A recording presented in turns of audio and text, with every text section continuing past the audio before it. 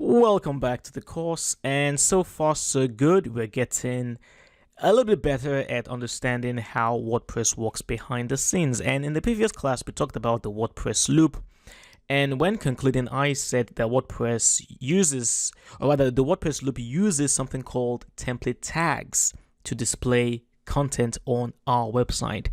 So what exactly are these template tags? Well, template tags are like inbuilt functions that come with WordPress, and they are used to either retrieve the attributes of a particular piece of content or display that content itself.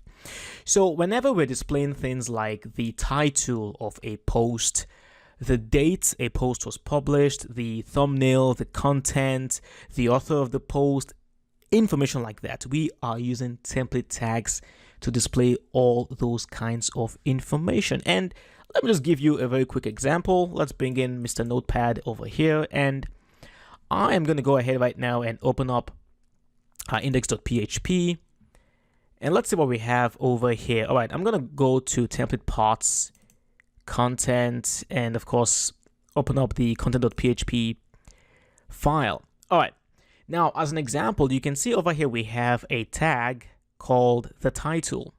You can see it right there. This is what WordPress would use to display the title of a WordPress post, because we have the tag the_title. And if you scroll down over here, we have the_ content.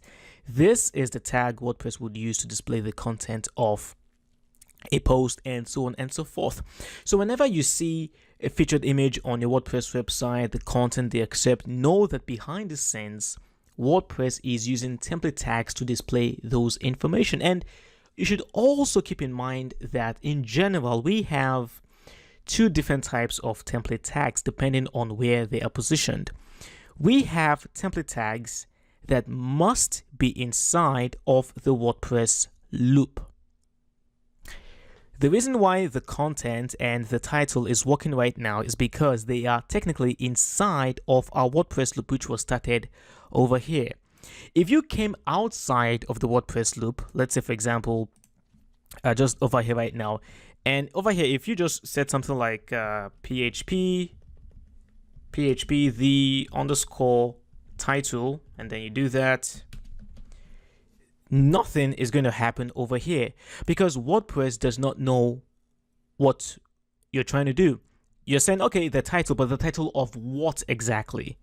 This is not inside of the loop. If this tag was inside the loop, then WordPress knows that, okay, you are calling the title of this post, or you're calling the title of this page. When you have such a tag outside of the WordPress loop, WordPress doesn't know what to do with it. On the other hand, there are template tags that you actually use outside of the WordPress loop, and a very good example would be the get header. Get header is a standalone. You can call get header anywhere besides inside. Of course, you can call get header inside of the loop, okay? But you can call get header anywhere as long as it's outside the loop. So tags like get_header, get sidebar, get footer, all these tags are called outside of our WordPress loop. So just to give a quick recap, you can either have tags that run inside of a WordPress loop, or you have the tags that run outside of the WordPress loop.